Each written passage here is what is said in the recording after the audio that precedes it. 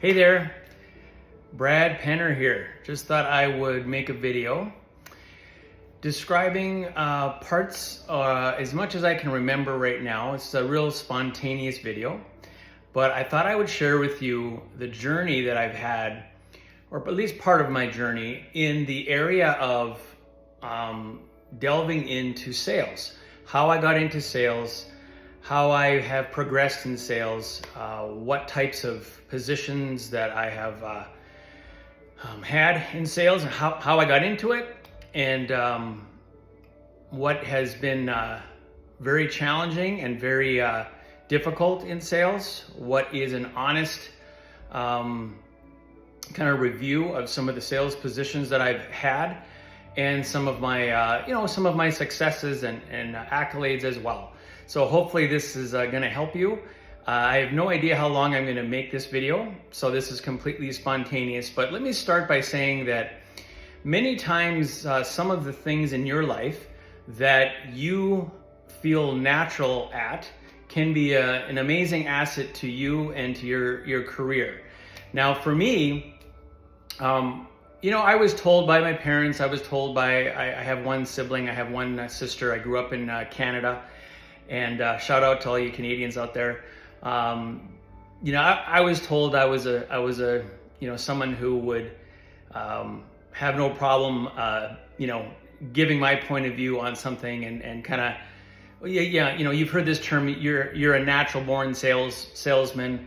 I didn't really have that label given to me, but I would say that when I was passionate about something, when I believed in something, I was pretty serious about convincing other people that they should come on to my view or come on to my side of the fence per se. But I would say as far back as I can remember,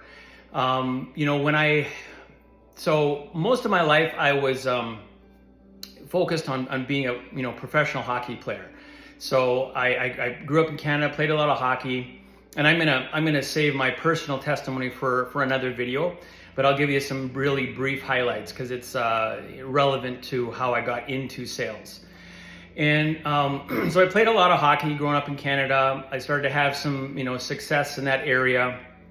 And, eventually I got a full ride hockey scholarship. I played 4 years of Division I college hockey at the University of Minnesota Duluth. Started back in 1989. And so that's how I got into the United States. And then I played there for 4 years, and then didn't really want to kind of bounce around in the minor leagues. So I decided to take a professional opportunity overseas. So I went there for approximately a year or so, most of the season, and then I came back, decided I was going to finish off my college degree, which was in teaching. So I do have a Bachelor of Applied Science in coaching and in teaching. So then I needed a job, and so there was not a lot of teaching jobs in the area where I was living, which was kind of the Duluth, Minnesota, Minneapolis, St. Paul area, northern Minnesota. And so a friend of mine was working in the state of Nevada down by Reno area, and I took a position as a teacher there. And so I was a teacher for 3 years, and I love kids and I enjoy teaching. It comes natural to me. But I was doing what I more call crowd control specialist. And what it was 7th, 8th, and 9th grade PE classes and a few little health classes and some coaching. But what it felt like to me at the time is I was just simply just corralling young kids and kind of like, if you remember back in the day, going to PE or gym class, the only people that really enjoyed themselves there, that seemed to really like PE class, were the athletes. So let's just say, a rough estimate would be maybe 15-20% of all the students come into your gym class were very, very athletic, and they love to do sports and play sports and do team games and individual games and so forth. So do you remember that time in your life? Boy, I sure do. And so what I found is I felt like I was kind of yelling all the time, and I was kind of getting people involved. So that didn't work out so well. So I started looking for other things. And so because I was athletic to some degree, I thought, I'll be a personal trainer on the side, and maybe that can turn into something. So I got certified, and I started working for a company there in kind of the Carson City area, kind of the valley there.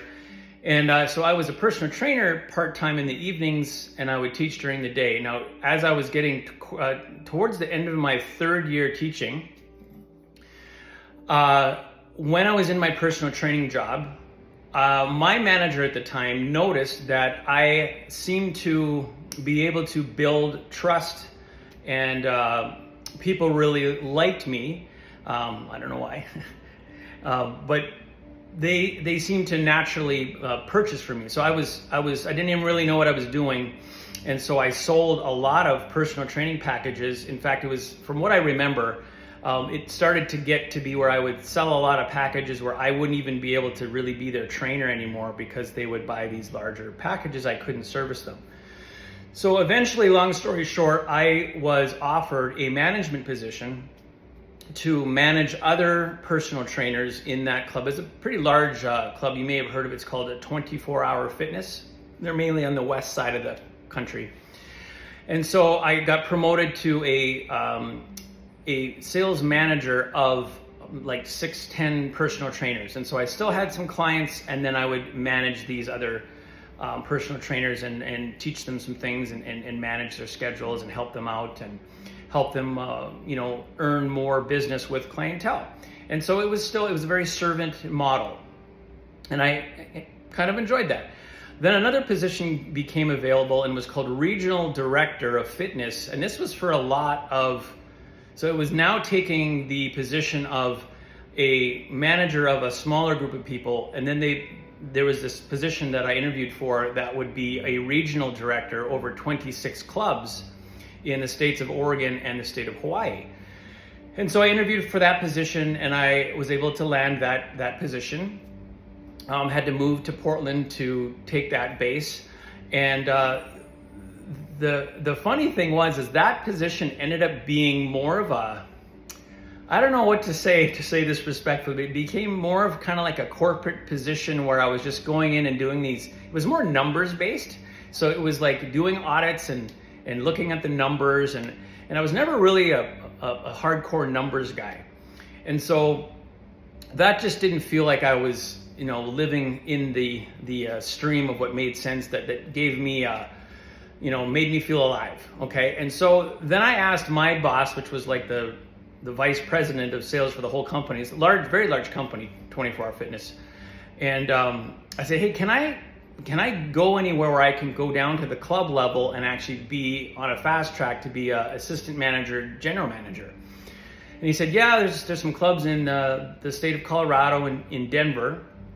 And so I applied for that, got the job, moved to Denver. And long story short, what ended up happening, so in that business model, in that those sales positions, they still were quite relationship driven, where I would teach people, and myself would connect with people.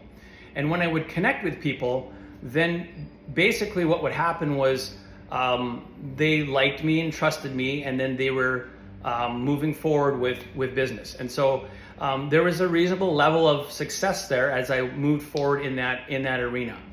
And then what happened was there was some kind of hourly issues, meaning the amount of hours that I was working. When you get into management in sales, a lot of people above you manage from kind of a fear mentality. And what I mean by that is if you don't hit these certain targets and numbers, then this is the consequence. And I don't have a big problem with that per se, but these really high level managers would fly in for the weekend kind of thing, and they would look at your numbers and they would say that, hey, because of this, you can't have the day off on Sunday, you're coming in Sundays.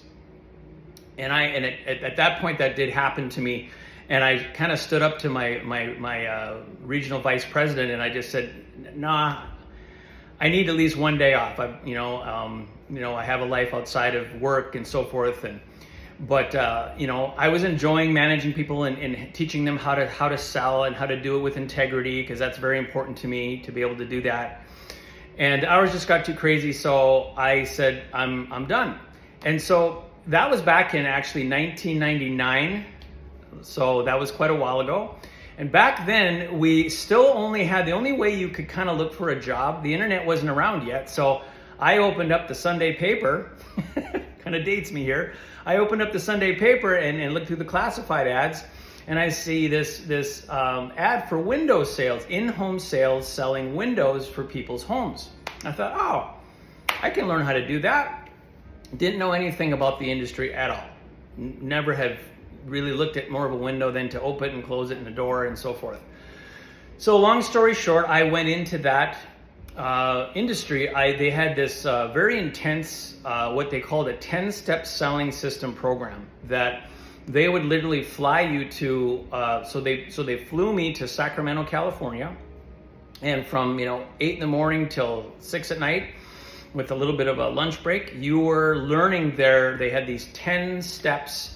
And those of you who are and have heard of or have had any kind of appointment with a sales representative of any kind that comes to your house to talk to you about their bathroom or your kitchen or their windows or your doors, or an outdoor product like a sunroom, or maybe some type of outdoor pergola, or anything, water, reverse osmosis water, or a new air conditioning system.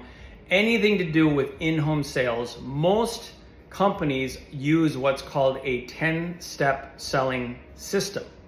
So, being the young man that I was, I just hook, line, and sinker learned this and kind of memorized. There was parts of this presentation that I really kind of rubbed me the wrong way, because it's very similar to when you go into, not to pick on the used car sales business, because I think there's always people with integrity in any business.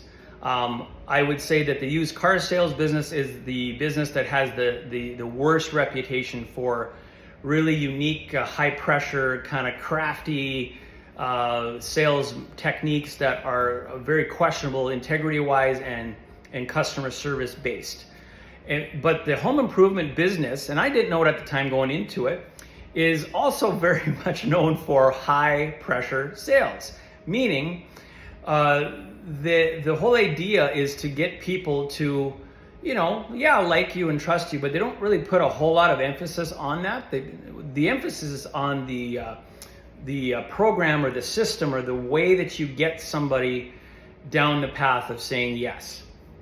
And so I would go along and I would memorize that program, and I would,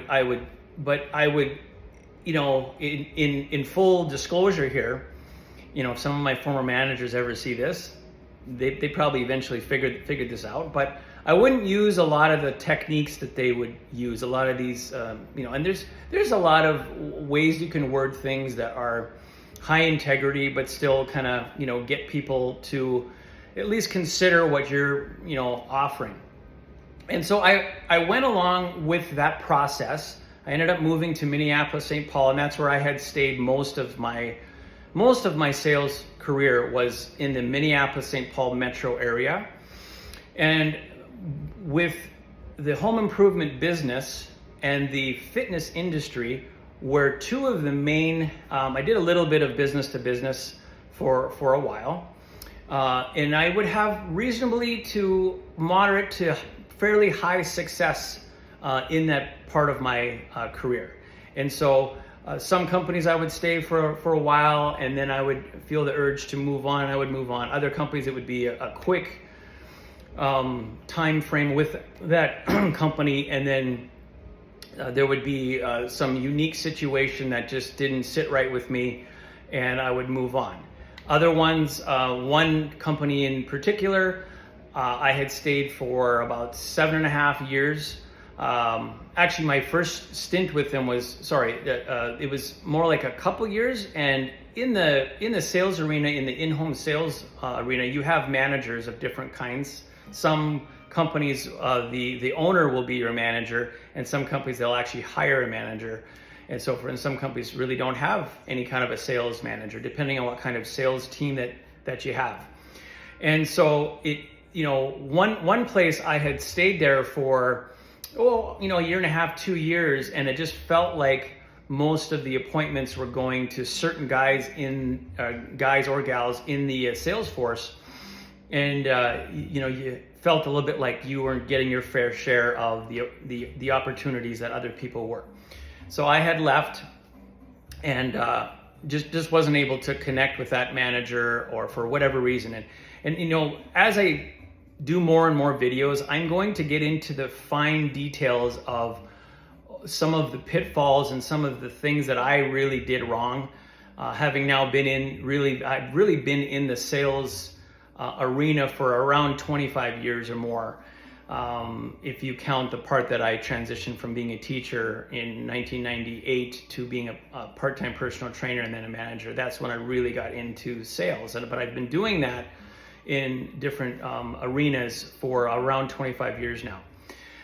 So the thing is that there's a lot of nuances and a lot of things within that where I've made so many mistakes, and I've really done things in a lot of ways the hard way, because I wasn't willing to really take a look at what makes me more successful. And eventually there was a time when I got really, really tired of the 10-step the parts of the 10-step process of selling that got very, very high pressure. And I never was comfortable with that ever. And so I would find different ways to endear myself to people. I would know my product better. So there was always something inside me that was like, how can I make this better? How can I make this more really about the people? And some of that was because of my personal growth of what I was learning about humanity and how I was approaching these appointments and so forth, how I could add value. And at one point I thought, you know what? I wonder what would happen. In fact, I spoke to my wife about that, and I said, I wonder what would happen, honey, if I completely stopped most of the little salesy things that you're taught to say and just went into the appointment with an incredible amount of confidence and belief in not only my product and my company, but more importantly, I went in with a absolute confidence and absolute assurance of I'm going to be okay no matter what the outcome is of this appointment. So I started to put a lot of focus on that. And so I put the spotlight on Brad. I put the spotlight on myself.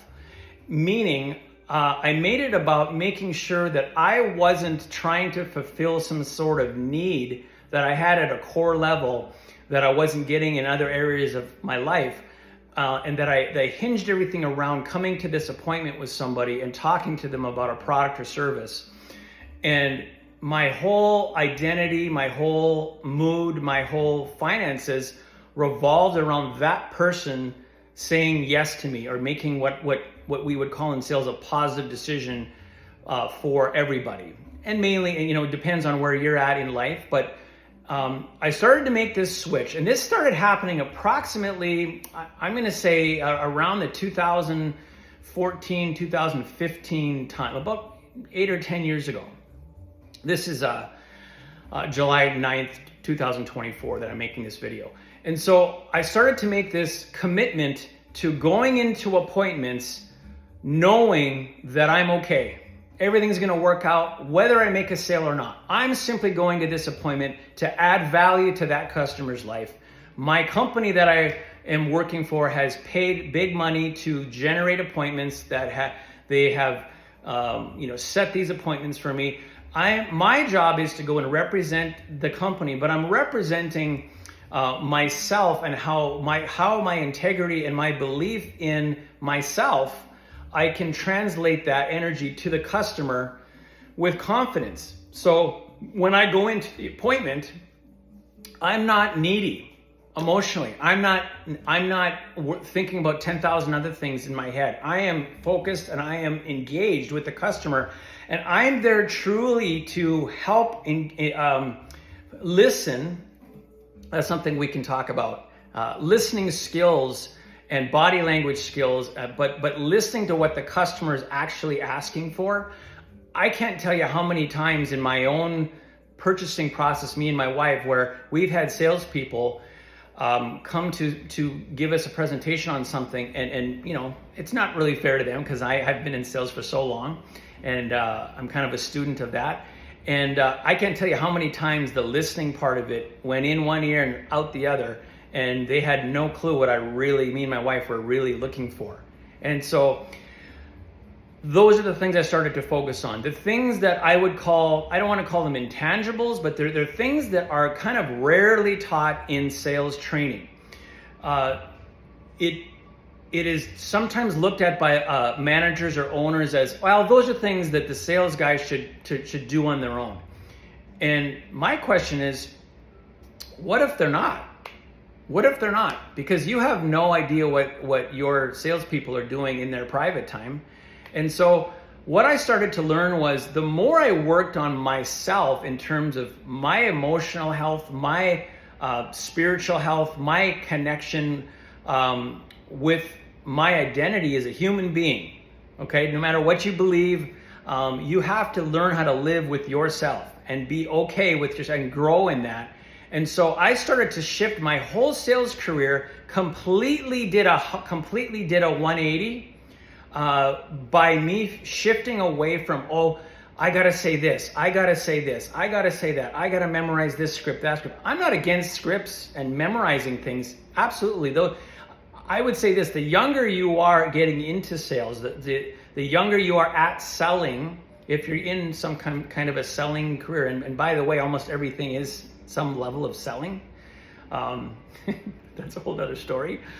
But I would say that when my sales started to really, take off, up was when I started completely focusing on the customer. And the way I was able to do that was to be able to make sure that when I knock on that door or come to the office or come wherever I'm meeting with somebody, whether it's over a Zoom call, a phone call, a video, in person, that I'm engaged in them. I'm invested in them. I'm listening to what is important to them. Now, there may be times when, and there have been many times where someone's need and desire for purchasing a product or service, I knew I could not fulfill. By the first 5 to 10 minutes of that appointment, I could tell there's no way what I have is going to really help this person. Now, at that point, you need to make a decision when, and this is what changed in my life, in my sales career, is when I started looking at how can I help somebody and add value to them, regardless if it benefits me, regardless if I make a commission or make an income, it doesn't matter. I'm there to serve. If I do that, I'm always a winner, no matter what.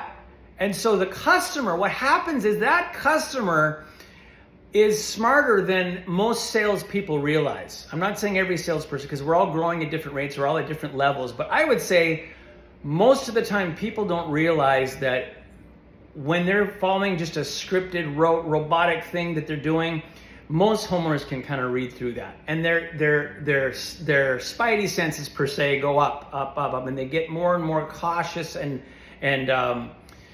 not very likely to trust you and like you. And so what I have found, and what has completely changed my sales outlook and my sales career, has been the fact that the more I work on myself and I'm willing to be okay with going into a selling situation and not selling anything, the customer can see that. And there are statistics out there. I think a lot of statistics in this area that I'm going to share on here in a second have got to have some level of flaw to it. And I don't know off the top of my head, because like I said, this is a spontaneous video. There's no scripting. I'm just doing this ad lib here.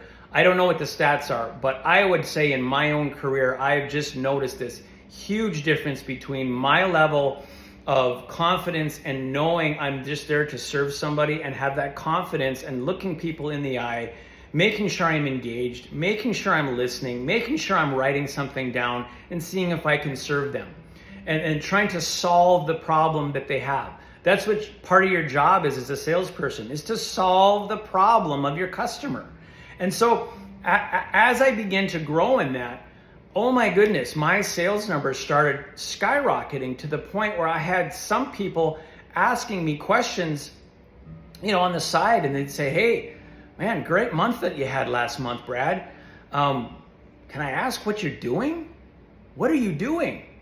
And over time, and some people just won't even talk to you. If you've been in sales at all, sometimes if you're the number one or number two salesperson, people are whatever. They're jealous of you, or they think what they think. So when people would ask me, I would say, if you really want to know what I'm doing differently, it's not going to be a 1 or 2 word answer. It's going to be, you'd have to spend a little bit of time with me, and I can share some things with you because they're way outside the box. And so, interestingly enough, now I'm sure there is some training, some sales training out there that addresses this. I just haven't run across a lot of it where they're talking about the attitude and the mindset and the posture and the energy going into a phone call, a video, a in-home sales appointment, a business-to-business appointment. The preparation of your mindset and how you present yourself in a lot of ways. The grooming of your facial hair, your what you're wearing, there's a lot to it. And then when you go and you connect with somebody, you're making it more about them than it is about you, and you're listening well. And these little things, that confidence that you have that you're there to serve somebody. I can't tell you how unbelievably my sales numbers started to just climb through the roof. Now there are some other factors that we can talk about, but so let's just so get back to my timeline here. So my timeline is at a certain point in my wife and my wife's life, we decided we were going to move out west, and so we did that. And I had to leave a company that I had been with so when I went back to that company, back to the previous story, I went back to that company after trying to make it work in some other sales job. It just wasn't working, and I happened to go by this company, and I walked into the store, and the owner was right inside the store. I didn't think they were. I just felt that I was supposed to go in there. My inner voice was like, just go and say hi. So I went and said hi, and the owner goes, "Hey, Brad, how's it going?" And he literally said within like 10 seconds, "Hey, do you want your old job back?" And I'm like, I don't know. And so we talked, and long story short, it turned out that the previous manager was actually feeding some of his personal friends more, appointments than other guys. And when the playing field was leveled and I had started to shift, and that's when I started to shift my mindset, all of a sudden I became one of the top salespeople. In many years, I was the top salesperson in that company. I stayed there for like about 10 years. And then when I moved to Phoenix, Arizona, which is where I'm now, I had to start completely from scratch. And so I came here. There was a company that I thought, this is the perfect fit. I'm going to work for this company. And I went there, and I did okay, and it was a bit of a transition. But a similar thing kind of happened where I felt like I wasn't getting a fair shake. Now, these are areas we'll talk about in personal growth that I was going through and so forth. I was doing good. But so then I left for greener pastures and tried to find a few other things, and with some help of my wife and my sister and brother-in-law, they had come to visit. At that time in my life, they were like, I really think you should see if you can go back to that company. And I happened to get a hold of the owner, and so it turns out that a previous manager had left, or they had asked him to leave or something like that. So then I go back to this company, start from ground zero, and within a few months I started becoming the top sales guy again. And next thing you know, by the end of 2023, out of like 20 salespeople, I was the number one salesperson there. Now, I'm not saying that to toot my own horn or brag. What I'm saying is it's not so much how much you know the product. It's not so much how much you can say certain things at a certain time when they say it, and look for them to do this and then you do that. It is, I really have found that there is a lot missing in most sales training and most people talking about sales. They're not addressing the fact that your inner peace and your inner core and the way that you present yourself and the energy you walk into that home with or on that phone call or that video makes a massive, massive difference in how that customer likes you and trusts you. And so that is a much bigger part of sales than I think I ever realized. And it's been proven. I have the proof. I have the documentation to show you, or to show anybody who would be interested. And so that's kind of, and where I'm at now is I now feel like I've proven to myself that I can come back into a company or a situation and move back up and be one of the top people at that company. And it's not because I'm a great sales guy. That's not me. That's really actually not me. And so there's something to this. There's something that's applicable that I want to share with you. I want to share with the world. I want to share with those that would have ears to hear. And a lot of people in sales think they know it all. And I get it. I used to think, I know this. I got this. And a lot of owners of sales, of organizations where there's a sales department, they think anything that's not in a box of the 5 steps of selling systems, or the 10 steps to in-home sales, or the 5 keys to getting the customer to buy from you, they think that's the end of it. And I'm here to say that's not the end of it. That's just part of it. And in fact, a lot of people, especially those who have been in sales a while, the thing that brings them from kind of being average, which is, there's nothing wrong with being average if that's what's okay with you. But I can tell you, when you become a little bit better than average, and then you become above average, and then you become one of the best, you're going to influence more people. You're going to touch more people because you're going to have more customers, which means what you're doing is influencing more people. And so those are the things sales-wise that I really believe. I've seen it in my own life. I've seen it in a few people that have listened to what I've said with that. But I believe there's a whole host of owners out there. I believe there's a whole host of salespeople out there that know that there's more to this. That they're good, solid, high integrity people, and they're tired of the little games, but they love connecting with people. Or maybe you're a realtor, or maybe you're there's all these different industries, and people are always afraid of some level of sales, and the salespeople who think they got it all together, they're going to get to the latest course to close the deal. I'm going to close that sucker. I was talking to somebody once, and he says, "Yeah, I closed that mother effer," and using profanity and going, "Yeah, I closed that mother effer," and I'm just going in my head. I'm not judging the guy. I'm just going, "Oh my gosh, what have we created? What kind of attitude is that?" Versus helping somebody move forward with something that they are 100% comfortable with, and you've done a fantastic job of serving them, listening to their needs, and then helping them with a decision that's beneficial to them, and it's beneficial to you and your company. Or if you own your own company, it's to your personal company. So that's kind of where I'm at. I want to start sharing a lot of things on social media, a lot of things on video, a lot of things with courses, a lot of things helping people understand and what's worked for me. Now, whether it works for you, I don't know. All I know is I have a real desire and a real yearning to sow into people's lives, to help them discover that wonderful power that they have inside of them, that they were born with, that they're amazing people that can help other people to discover, the destiny on their lives, to discover how their lives, there is some level of sales training, and some of it is systems, and some of it is steps to doing it right. I'm all for that, and I can teach on that stuff too. However, I have found, and you might find at some point down the road as well, that you want to take it further, but you don't want to be more slick. You don't want to be sneaky. You want to be unethical. You don't want to be looked at as a salesperson. And I've never liked that title.